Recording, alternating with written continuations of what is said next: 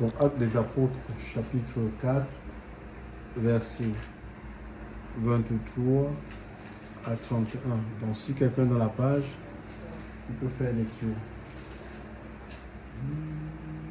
Actes chapitre 4. Verset 23 à 24.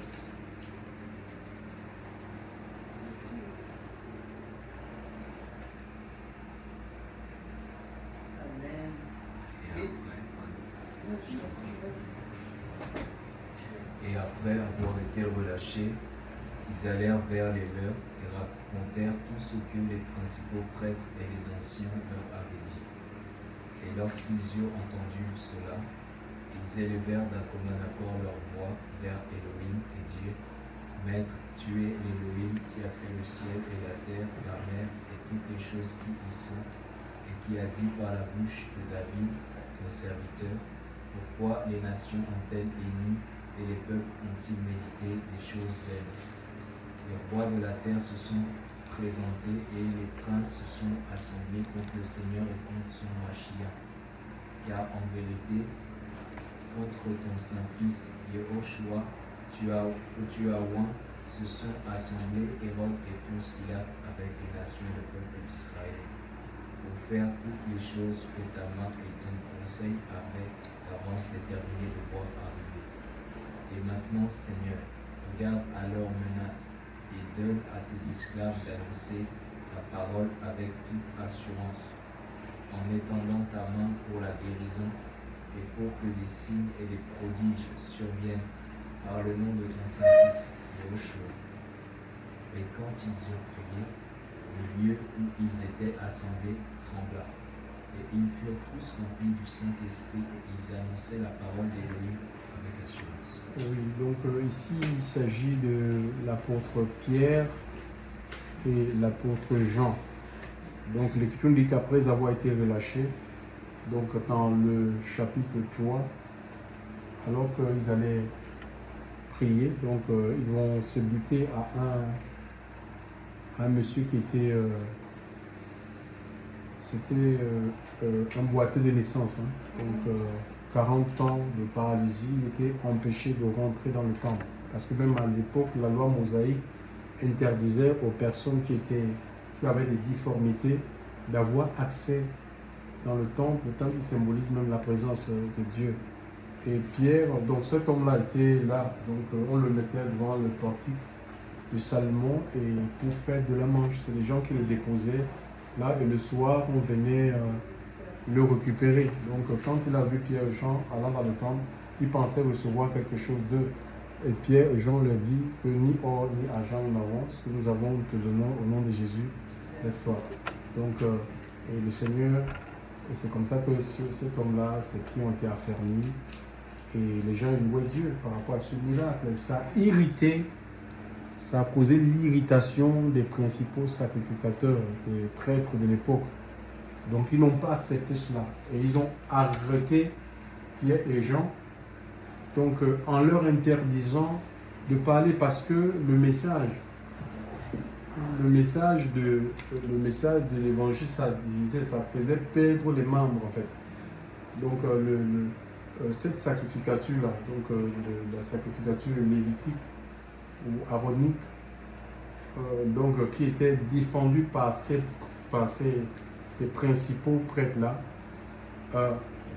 ils perdaient les membres en fait, ils perdaient les adeptes, comme eux, ils vivaient des dîmes du peuple. Donc ça veut dire que plus ils perdent les membres, ça fait moins de rentrée l'argent. Donc ils m'ont interdit à Pierre et Jean de parler de ce nom. Pierre même va les retourner en disant: mais comment ne pas parler des choses que nous avons entendues, obéir à Dieu ou obéir aux hommes? Donc à un moment donné, il faut choisir. Donc ils ne sont pas rentrés dans les sentiments: oui, bon, on va essayer de trouver un compromis.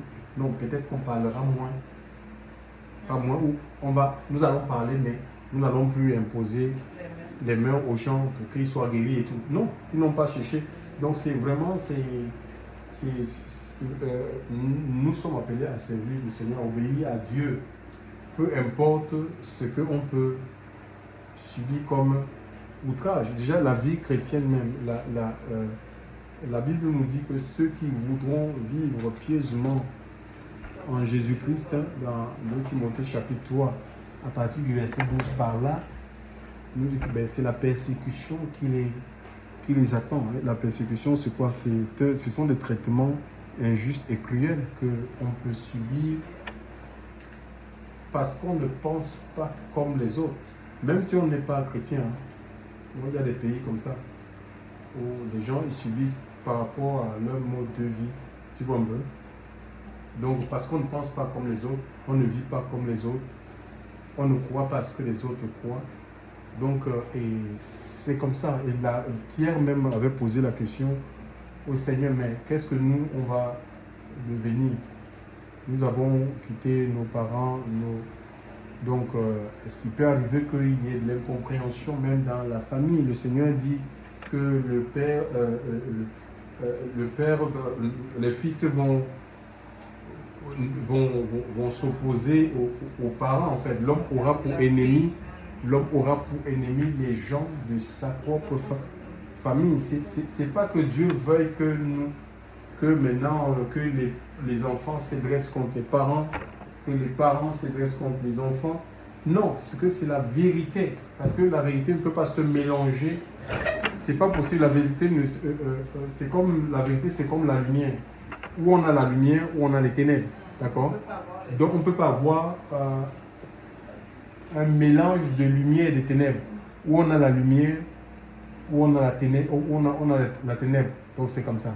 On ne peut pas avoir les deux au même moment. Et les gens qui prennent position vraiment pour la vérité, pour marcher pieusement, c'est une vie pieuse, c'est une vie qui est attachée à Dieu, attachée à la vérité. Les gens qui sont livrés, qui ont livré leur vie au Seigneur, ils doivent s'attendre à la persécution. Et le Seigneur dit qu'il n'y a personne qui ayant quitté son père, sa mère, ça peut arriver que tu sois rejeté, d'accord? Que tu sois rejeté par ta famille, que tu sois rejeté par la société, chers frères et sœurs, pour Christ, à cause de Christ, à cause de la vérité, chers frères et sœurs dans le Seigneur, hein, que tu sois rejeté par tes propres enfants, des amis. Hein, mais le Seigneur dit qu'il n'y a personne qui va subir ces choses et ne retrouve ces choses dans le siècle-ci. Hein, Dieu va te donner même si les gens, ta famille te rejette, Dieu va te donner une famille, la famille de Dieu, la famille chrétienne. D'accord? Il va te donner des enfants. D'accord? Il va te donner des enfants, il va te donner des frères, il va te donner des sœurs, il va te donner des mères. C'est comme ça dans la foi, mais avec des persécutions. C'est écrit, il y a des persécutions, il y a une dose de persécution. On ne doit pas avoir peur. Regardez même le corps de Jésus n'a pas été réclamé par les gens de sa famille. C'était un étranger, Joseph d'Arimathée. C'était un homme d'affaires, quelqu'un d'influent, qui est allé négocier le corps du Seigneur sur Pilate. Et il a acheté un caveau où on n'avait jamais mis personne pour enterrer le Seigneur. Parce qu'il avait cru, c'était un disciple secret en fait. Il suivait Jésus de manière secrète. Donc les persécutions, ça fait partie, et surtout si on veut vivre l'action du Saint-Esprit. Pourquoi ils sont persécutés? Parce qu'il y a des miracles. Il y a des miracles qui s'opèrent. Donc, alors, qu'est-ce qu'ils vont faire, eux? Les apôtres, s'ils ne sont pas allés négocier, on ne négocie rien avec le diable. Hein, parce que Satan, c'est un haineux. Donc, même quand il conditionne une personne, il va mettre sa sémence en lui. Si le diable a la possibilité de tuer, même si toi tu vas en amitié, dis non, vraiment il faut qu'on soit. Non, c'est la haine en fait. C'est comme on reçoit l'amour du Seigneur, ou la compassion qui est le cœur même de Jésus. Donc le Seigneur il se plaît à sauver, à faire du bien aux gens. Et il met ce cœur-là. Il nous donne ce cœur-là, le cœur qui est compatissant, qui nous amène à nous identifier à la souffrance des autres, vraiment à dire je veux faire quelque chose pour les sortir de cette souffrance, de cette difficulté. Ça c'est le Seigneur. Et le diable, lui, il a la haine, et il met la haine dans le cœur des personnes pour tuer les gens, pour tuer, pour emprisonner, chers frères et sœurs. Les apôtres, qu'est-ce qu'ils ont fait? Ils se sont réfugiés à la prière. Ils sont allés vers les leurs, les frères et sœurs qui croyaient qui croyaient dans le Seigneur. Et ils vont se mettre à prier, d'accord? Et la prière qu'ils ont adressé à Dieu. Ici, c'est le psaume 1. Pourquoi ces tumultes parmi les nations, ces belles pensées, les rois de la terre qui se soulèvent contre eux. Et ils vont demander au Seigneur que Dieu étende sa main sur ces esclaves, des esclaves, des gens au service du Seigneur. Un esclave, c'est quelqu'un qui est au service d'un autre. Il est là pour obéir à la volonté d'un autre, afin que Dieu étende sa main pour qu'il se fasse des miracles, des prodiges et des signes. L'Écriture nous dit que le lieu, alors qu'ils étaient en train de prier, le lieu où ils étaient réunis a tremblé et tous furent remplis de l'Esprit de Dieu. Alors qu'est-ce qu'ils vont faire? Et pourtant, ils étaient remplis du Saint-Esprit dans Acte 2, à la Pentecôte. D'accord? Ils étaient remplis, l'Écriture nous dit qu'à la Pentecôte, ils furent remplis de l'Esprit quand ils sont restés dans la chambre haute pour attendre l'accomplissement de la promesse de Dieu. Ils étaient remplis du Saint-Esprit. Et c'est ça qui a poussé Pierre à prêcher, à se lever, cette force-là qu'il a reçue, qu'il a poussé à prêcher. Il y a 3000 personnes qui se sont converties. Et voilà maintenant alors qu'ils sont en train, ils ont reçu le manteau pour faire l'œuvre, pour faire avancer le royaume de Dieu, pour détruire les œuvres du diable dans les cœurs et dans les vies, pour apporter la consolation dans les familles. Voilà. Est-ce que ça c'est un mauvais, est-ce que c'est un mauvais projet ça? C'est un très bon agenda. Et pourquoi les gens s'y opposent? On ne comprend pas. Normalement, les sacrificateurs là, ils devaient être contents, heureux que mais vraiment, voici vraiment quelqu'un il était grabataire, dépendant des hommes maintenant. Il va sur ses deux pieds, il va pouvoir marcher, il va pouvoir lui-même aller chercher du travail, aller déposer les CV ici. Et là, ça devait les réjouir. Non. Eux voyaient plutôt leur intérêt était menacé. D'accord? C'est ça la religion en fait. La religion là, protéger ses intérêts. Et il y a des gens et pourtant ils disent servir Dieu. Et l'Écriture nous dit que certains ils vous tueront pensant rendre un culte à Dieu. Nous avons l'exemple de l'apôtre Paul aussi. Paul, avant de devenir Paul, c'était Saul. C'était quelqu'un qui, donc il persécutait les chrétiens, donc il persécutait, il emprisonnait les chrétiens, pensant qu'il était dans la volonté de Dieu, parce qu'il défendait une certaine vision de Dieu, mais qui était complètement faussée, qui était une vision étriquée. Alors, le secret ici, c'est quoi? Quand on est face à la persécution, d'accord, on n'a rien à négocier avec les gens. Il peut y avoir des peurs, parce qu'on est des êtres humains, d'accord? Mais il faut aller prier comme ils ont fait là. Il faut aller prier à Dieu pour que Dieu nous donne un renouvellement, en fait. Donc, que le Seigneur puisse nous renouveler. Quand nous avons le renouvellement de l'esprit, mais nous avons, ça veut dire que nous serons en capacité de continuer à faire l'œuvre de Dieu. Ils ont continué à prêcher. Pourtant, on les avait interdit de prêcher parce qu'ils ont été renouvelés. Tu vois, non? Ils ont eu peur. Ils se sont retrouvés dans une maison. Ils ont crié à Dieu. Et le Seigneur il les a ressourcés en fait. Il les a donné la force de continuer. L'Écriture dit qu'ils sont mis à prêcher avec adresse, avec assurance. Alléluia. Les choses du Seigneur. Amen. Donc c'est comme ça. C'est le renouvellement. Face aux persécutions, on ne peut rien faire. On ne peut pas empêcher la persécution.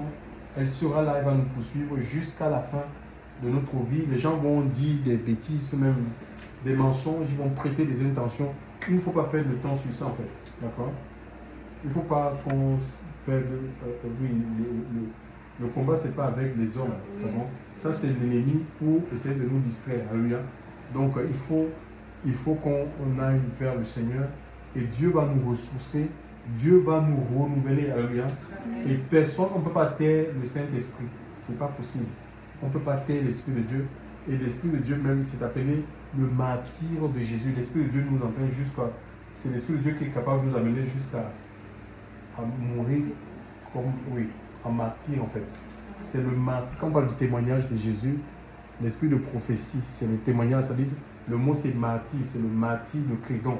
Il n'y a que le Saint-Esprit pour nous amener accepté comme la lapidation, comme Étienne qui a dit ne leur impute pas.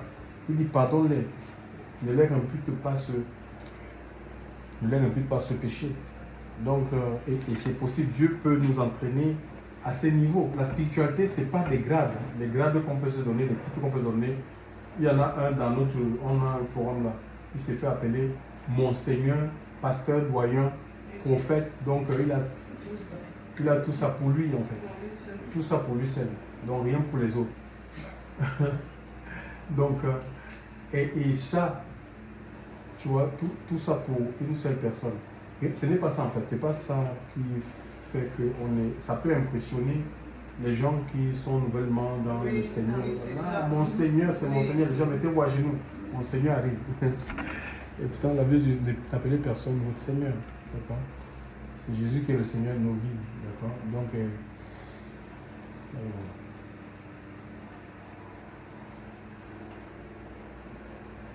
donc la spiritualité là, ce sont des degrés, c'est des niveaux de compréhension, de perception, d'analyse, hein, et c'est que l'on a en fait par rapport à des situations, d'accord? Et ça c'est ton niveau, c'est ton intimité en fait, c'est ton niveau d'engagement, d'acceptation, d'accord, de renoncement qui t'amène à être quelqu'un de spirituel en fait. Et ça c'est l'Esprit de Dieu en fait qui va augmenter le discernement parce que tu donnes la possibilité à Dieu vraiment de prendre ta vie. Il faut qu'on se donne comme une libation en fait, une offrande qui est versée. C'est-à-dire où on n'a rien à retenir en fait. On ne doit rien retenir. Et c'est le Seigneur qui nous rend spirituels en fait. D'accord? Qui nous rend spirituels. Donc c'est pas les fonctions d'apôtre. Tu peux avoir quelqu'un qui est pasteur, mais il est né spirituellement, il est né en fait. D'accord? Il ne grandit pas en fait. Il a peut-être le titre de pasteur par rapport au nombre d'années qu'il est resté dans un milieu ou par formation. Il est pasteur par formation. Parce qu'on peut apprendre la Bible. Il y a des écoles pour étudier la Bible. On n'a pas forcément besoin d'être né de nouveau pour apprendre la Bible. D'accord? Et tu peux connaître la Bible avec l'intelligence humaine. De savoir que, ben oui, il y a 66 livres. Donc, Matthieu a 28, Matthieu a 28 chapitres. Tu vois, tu peux connaître ça comme ça de manière, de manière littérale. Donc, c'est pas ça. C'est autre chose. Maintenant, on va voir dans tes agissements. Comment tu agis, comment est-ce que tu fonctionnes dans ton mode de fonctionnement. C'est ça qui va. C'est quoi le Seigneur dit que c'est aux fruits qu'on les reconnaîtra. Donc ce n'est pas aux prophéties, ce n'est pas aux paroles de connaissance, parce qu'on peut les recevoir même par la puissance de Satan. Donc le diable a été chassé du ciel, mais Dieu ne se repent pas de ses dons, hein, avec toute sa puissance. Donc on peut avoir les dons qu'on peut avoir, les dons de puissance, les dons de foi et autres. Ça ne veut pas dire qu'on est forcément spirituel. C'est la présence de Dieu. Ce n'est pas les dons là qui vont faire que tu portes le fruit de l'esprit. Hein? Le fruit, c'est l'esprit de Dieu. Donc c'est la présence de Dieu en toi qui fait que tu peux manifester la vie de Dieu. Tu as le caractère de Christ. Ce n'est pas les dons. Et nous, on pense que oui, parce que quelqu'un va faire des miracles autres, ça veut dire qu'il est du Seigneur. C'est pas forcément, c'est pas vrai. On peut faire les miracles avec la puissance de Satan.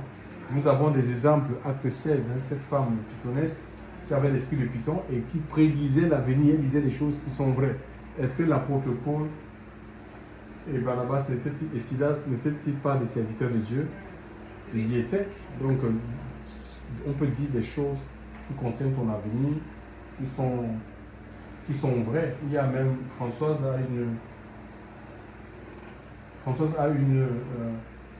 une collègue de travail qui est médium. Elle a vu la cérémonie que nous avons eue là-bas en Afrique. Hein? Pendant moi, je lui parlais de ça, elle a vu ça en fait. Et c'était vrai, mais est-ce que c'est l'Esprit de Dieu qui lui a montré ça? Donc, Dieu permet que ces personnes voient dans les limites que lui, Dieu veut. D'accord? C'est comme ça. Donc, on peut voir avec d'autres sources. On peut opérer avec d'autres sources. Mais le Seigneur dit, c'est au fruit que vous les reconnaîtrez. Donc, si tu as l'Esprit de Dieu en toi, mais tu vas produire la vie de Dieu. C'est la vie de Dieu qui va se produire en chacun de nous. Alléluia. Voilà, donc il faut qu'on regarde au Seigneur, d'accord? Il faut qu'on regarde au Seigneur par rapport aux persécutions, par rapport aux choses qui tentent à vouloir nous arrêter. Il y a des situations difficiles, hein? Il y a des coups durs, des choses qui sont imprévisibles, qui arrivent.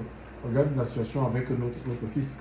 Nous sommes quittés, nous avons quitté le Cameroun tellement tout joyeux, tout content. On a dit vraiment, on a vécu l'action du Saint-Esprit.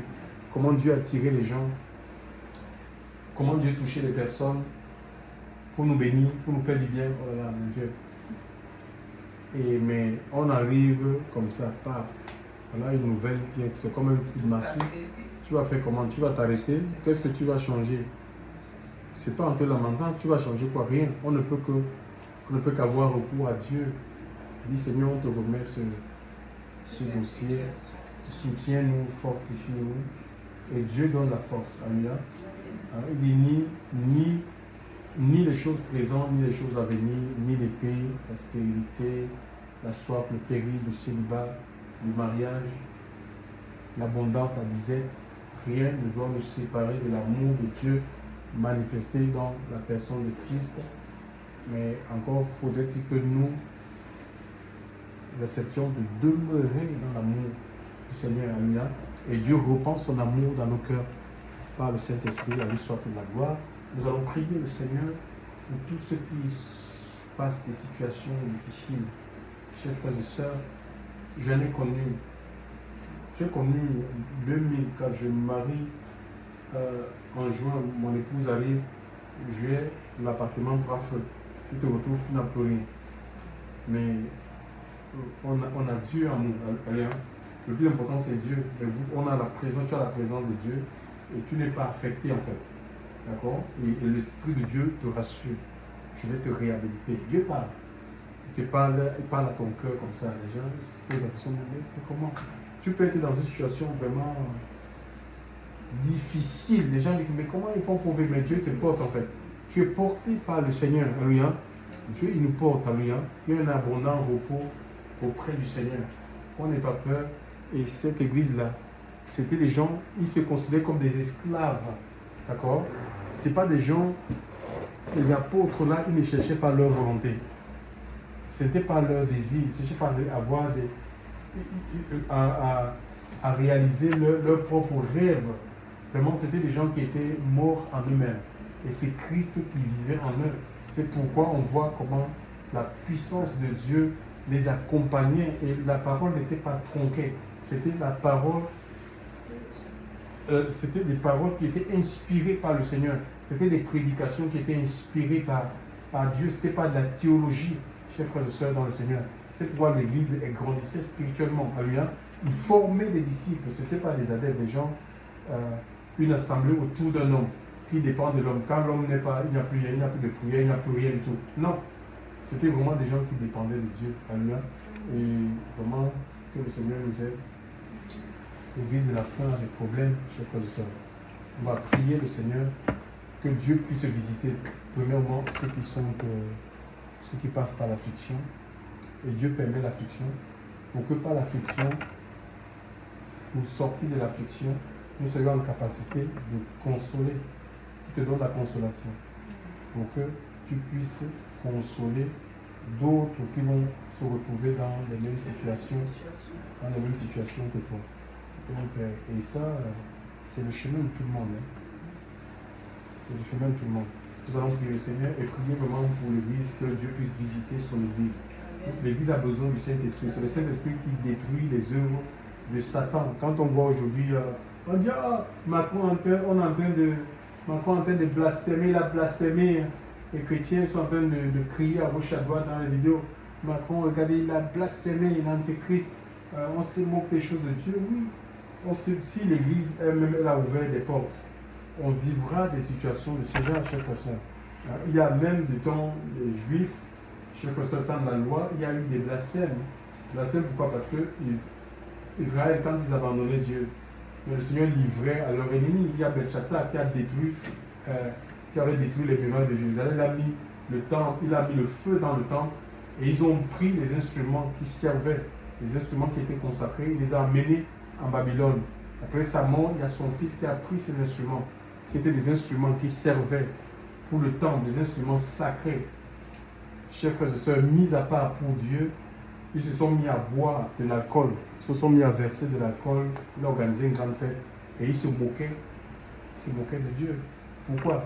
Parce que ce peuple s'était détourné, donc Dieu permet ça. Quand il y a des blasphèmes comme ça, l'Église doit se repositionner. L'Église qui est devenue aujourd'hui, mais elle ne se met pas en question, justement, on prie comment? Quand on commence à... Le Seigneur dit, vous avez reçu gratuitement. Donnez gratuitement. Les gens viennent malades, vous leur demandez l'argent pour prier sur eux. Il y a même certains qui sont devenus comme des médecins. On parle de consultation prophétique 100 €. Et je vais te consulter. Certains parlent pour préparer ton avenir. J'ai vu sur Facebook, il y a un grand pasteur qui a mis un monsieur dans la marmite, dans une marmite. Il y a de l'homme qui est en train de préparer son avenir. Vous voyez des choses comme ça. On verse la tomate, les condiments, oui. Il est dans la marmite. Mais les gens voient, on les fait, on met les serpents dans leur bouche, les pasteurs marchent sur. Oui, dans l'eau. Les pasteurs marchent, on fait quoi? Le pasteur prend l'eau comme ça, il prend l'eau de sa bouche, il crache sur les.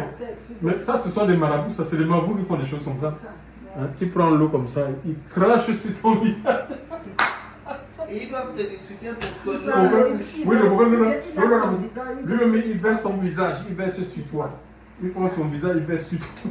Il y en a un autre qui avait une poudre, où c'est la farine. Il saupoudrait. Il saupoudrait les fidèles. Et tout le monde va court. Oui. Pour avoir une décence, si vous payez. Personne ne dit, mais c'est écrit où? Non, c'est vraiment que le Seigneur, quand il y a des choses comme ça, c'est Dieu qui veut interpeller l'Église. Hein. L'Église est devenue une passoire, donc où les démons règnent en fait. Dans les assemblées, on n'a qu'à voir avec ses œuvres. Et l'adoration même est centrée sur l'homme. C'est devenu des spectacles. Hein. C'est des spectacles qu'on offre aux gens. On a deux publics, il y a des gens qui sont là comme des stars. Oui. Et vous êtes là en train. Oui, vous applaudissez, c'est très beau, c'est des prestations en fait. C'est pas ça en fait. Donc, il faut qu'on revienne, l'Église doit retourner à la loi de son Dieu. Et quand il y a la présence de Dieu, mais les ténèbres reculent en fait. Je vous assure. Les ténèbres ne peuvent pas tenir. Le diable va reculer, les démons vont fuir, vont s'enfuir. C'est la présence du Seigneur. Alléluia. Et pour cela, il faut que l'Église doit créer l'espace. Nous devons créer un espace pour le roi, pour le Seigneur. Alléluia. Seigneur, nous prions pour ceux qui sont persécutés. Seigneur, nous voulons prier pour toutes ces personnes, Seigneur, qui sont persécutées, ceux qui passent des situations difficiles. Seigneur, j'en ai connu et je peux témoigner, Seigneur, que tu n'abandonnes pas, Seigneur. Mon Dieu, mon Père, que tu donnes la force. Mon Dieu, mon Père, Seigneur Dieu Père. Mon Dieu, mon Père, pour continuer la marche. Seigneur, mon Dieu, mon Père, Seigneur Dieu Père. Nous te demandons, Seigneur, pour toutes ces personnes qui sont dans le feu de l'épreuve, dans la fournaise d'Adam. Seigneur, tu assistais, Seigneur, Shadrach, Meshach, Abednego, tu les as assistés, Seigneur Dieu Tout-Puissant Père, dans la fournaise Adam. Tu étais le quatrième homme. Seigneur, tu as fermé la bouche, la gueule du lion. Seigneur, devant Daniel, Seigneur. Mon Dieu, mon Père, Seigneur Dieu. Les fondements des prisons avec l'apôtre Paul. Seigneur, mon Dieu, mon Père, Silas se sont ébranlés. Seigneur, il y a un ange qui est descendu dans, mon Dieu, mon Père, la prison. Seigneur, mon Dieu, mon Père, et les portes de fer se sont ouvertes d'elles-mêmes. Seigneur, devant l'apôtre Pierre, notre Dieu, notre roi. Donne-nous d'avoir recours à toi, Seigneur. Donne-nous de prendre position pour toi. Seigneur mon Dieu, mon Père, nous ne voulons pas négocier. Nous ne voulons pas rentrer dans une forme de compromission, d'arrangement avec l'ennemi, Seigneur Dieu. Ravive, intensifie ta présence. Seigneur, visite-nous, Seigneur. Seigneur, visite-nous. Touche nos vies, Seigneur, nous avons besoin de toi. Nous avons besoin de ton esprit. Seigneur, ravive ta présence dans la vie de tous ces frères et sœurs. Soutiens-les, fortifie-les, que rien ne les arrête. Mon Dieu, mon Père, que l'épreuve, la persécution ne soit pas une occasion de chute. Seigneur, pour ces bien-aimés, dans le puissant nom de Jésus. Seigneur, mon Dieu, mon Père, Seigneur, donne la force à celui qui est faible. Seigneur, mon Dieu, mon Père, ravive et intensifie. Seigneur Dieu, Père, ta présence dans la vie de tous ceux qui sont fatigués. Soutiens. Seigneur, mon Dieu, mon Père, affermis ce qui est prêt de tomber, Seigneur Dieu. Père, dans le puissant nom de Jésus de Nazareth. Merci pour la visitation, Seigneur. Merci pour la visitation, Seigneur. Mon Dieu, mon Père, Seigneur, tu visites ton peuple. Tu libères, Seigneur, ton feu, le feu de ton esprit, le feu de ta présence. Seigneur, restaure le feu. Restaure le feu du Saint-Esprit. Seigneur, au sein de ton assemblée, Seigneur. Tu vois la situation de l'Église. Mon Dieu, mon Père, Seigneur, je aide à retourner à la loi de son Dieu. Aide ton Église. Seigneur, mon Dieu, mon Père, à se remettre en question, à enlever ce qui est enlevé. Seigneur Dieu, Père, emprunter le chemin de la repentance. Seigneur, Père, nous te le demandons dans le puissant nom de Jésus. Chasse la confusion dans ton Église. Brisons l'activité des ténèbres. Nous brisons les plans du diable. Mon Dieu, mon Père, que l'onction de ton esprit soit relâchée et déversée, Seigneur Dieu, Père. Tout ce qui n'est pas de toi, tout ce qui n'est pas bâti par toi et pour toi. Seigneur Dieu, tout ce qui élève l'homme soit consumé par le feu de ton esprit. Mon Dieu, mon Père, Seigneur Dieu, Père, que les œuvres des ténèbres soient détruites. Père, nous te le demandons dans le nom de Jésus. Et toi seul sois élevé, Seigneur. Père, nous te disons merci pour tout ce que tu fais, Seigneur. Gloire et louange te soient rendues d'âge en âge, de génération en génération. C'est dans le puissant nom de Jésus-Christ. Nous avons ainsi prié. L'Esprit de Dieu descend et manifeste ta puissance. Esprit de Dieu descend et manifeste ta puissance. Oh Dieu, descends, agis et manifeste ta puissance. Oh Dieu, descends, Seigneur, et manifeste ta esprit de feu, esprit de feu, descends de Dieu, et manifeste ta esprit de feu, esprit de feu, de Dieu, et manifeste ta puissance. Oh Dieu, descends, Yahweh, et manifeste ta puissance. Oh Dieu, descends, agis, et manifeste ta esprit de feu, esprit de feu, esprit de feu, et manifeste ta puissance. Feu, esprit de feu, esprit de feu, et manifeste ta puissance. Oh Dieu, descends et manifeste, embrase nos vies. Oh Dieu, descends, Yahweh, et manifeste ta puissance. Oh Dieu, affecte nos vies et manifeste ta puissance.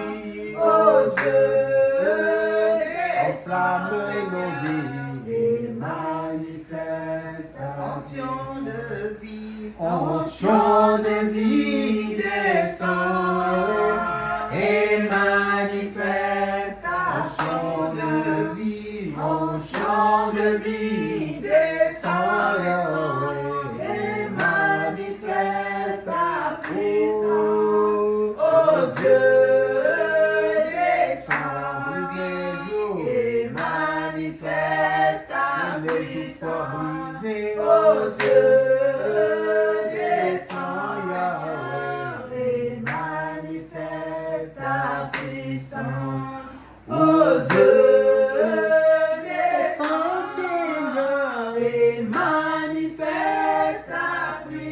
les jours, Oh Dieu, descends Jésus et manifeste ta puissance. Gloire à Dieu.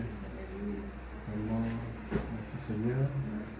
Et sa parole, c'est vraiment, la Bible dit que l'on ne voit pas de pain seulement. Alléluia. Donc c'est la parole de Dieu qui est ce pain de vie, qui nourrit, qui est la vraie nourriture. Ça nourrit nos âmes, ça nourrit nos esprits. Ça a la capacité, parole animée du Saint-Esprit, de couper même la faim et la soif, hein, de l'eau, de la nourriture. Ça c'est possible, ça. Là où c'est là. Bon. C'est le repos.